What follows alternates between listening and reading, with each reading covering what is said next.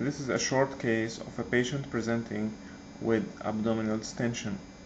If a patient presents with abdominal distension, you should include in your differential diagnosis the famous mnemonic of fetus, flatus, fluid, fat, and feces. So, the patient might be just obese. The patient, if it's a female, the patient might be pregnant. Ascites, intestinal obstruction, masses, all these should include in your differential diagnosis. So then you will proceed with your abdominal examination, and when you do the abdominal examination you find a positive shifting dullness. You will find when you turn the patient, you will find dullness here and tympani here. You do a fluid thrill and it's also positive, so your diagnosis will be ascites.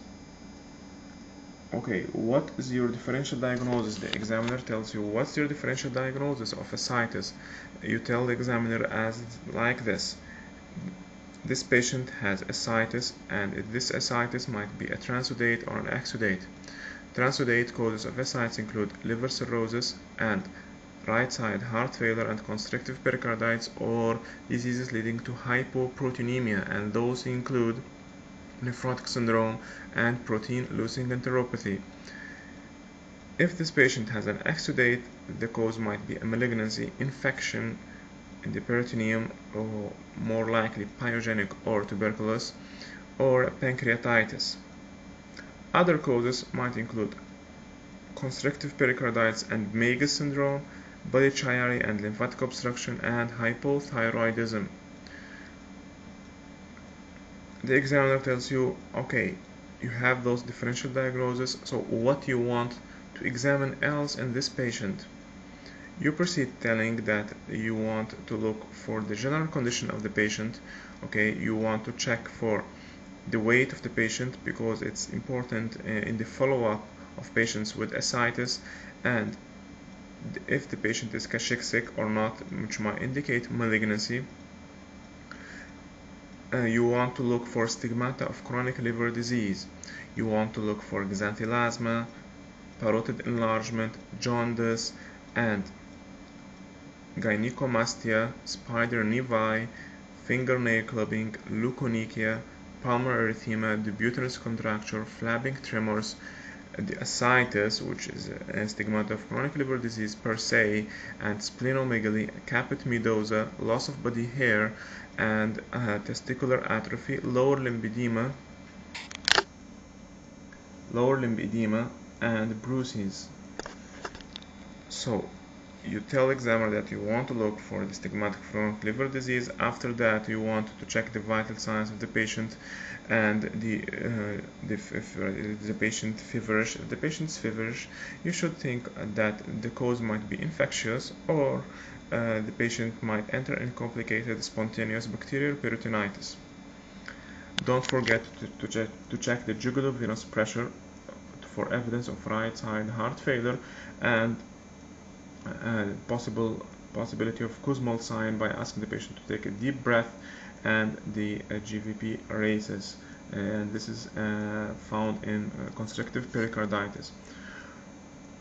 Also, you can examine the heart for evidence of heart failure, and you might auscultate a muffled first heart sound if there is pericarditis or pericardial effusion. Then you want to look for any site of edema other than the ascites, especially lower limb edema.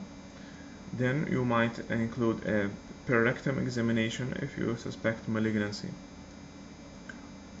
The examiner tells you what are the investigations you want to order to this patient.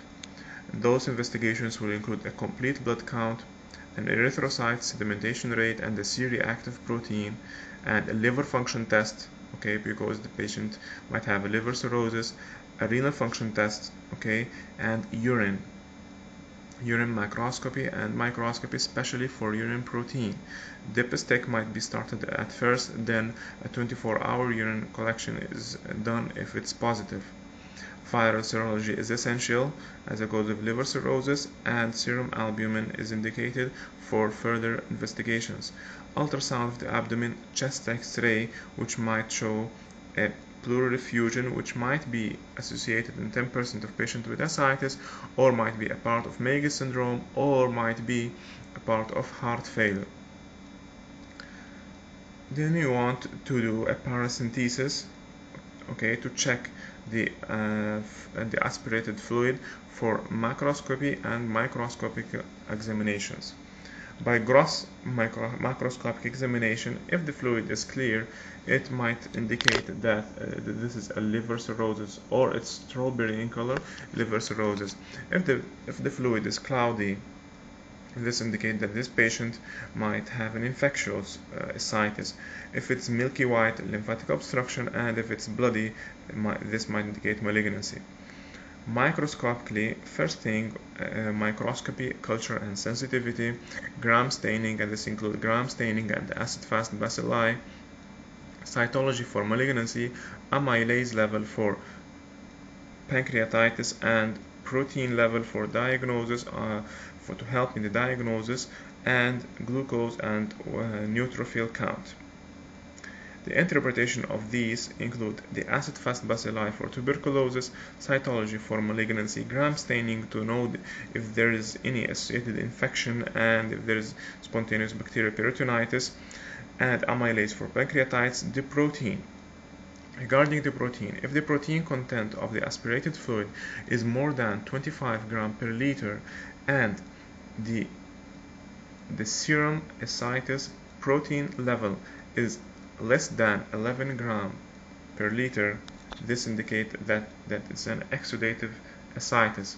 If the protein level in the aspirated fluid is less than 25 grams per liter and the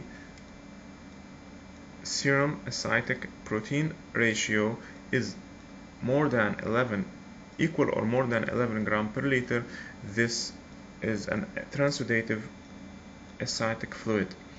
So this is very important. This protein level is very important to help in the diagnosis of the cause of the ascites. Also, a low glucose level might indicate tuberculosis or malignancy. If there is a neutrophil count more than 250 to the power of 10 per gram per liter, this indicates that this patient has spontaneous bacterial peritonitis.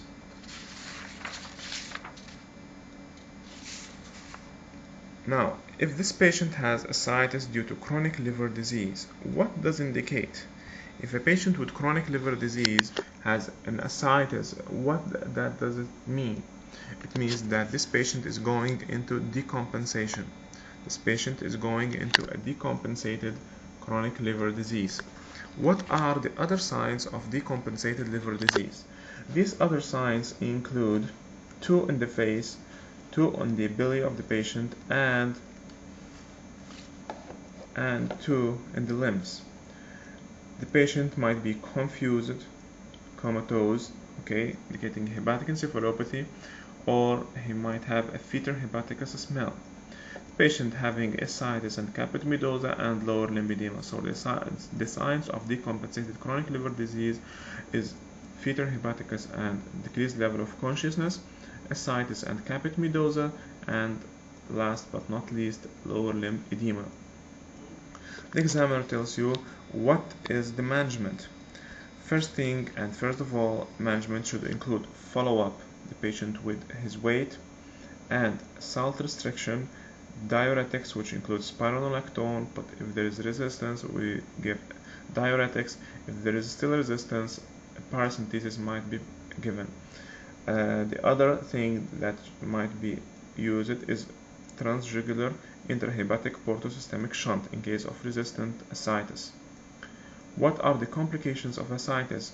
In general, complication of ascites, if it's very huge, it's a massive ascites, the patient might complain of slight dyspnea and respiratory inconfort. The other complications which are very important is spontaneous bacterial peritonitis, and the examiner might tell you what's the most common causative organism is, and your answer should be Escherichia coli, and treatment includes cefotaxime.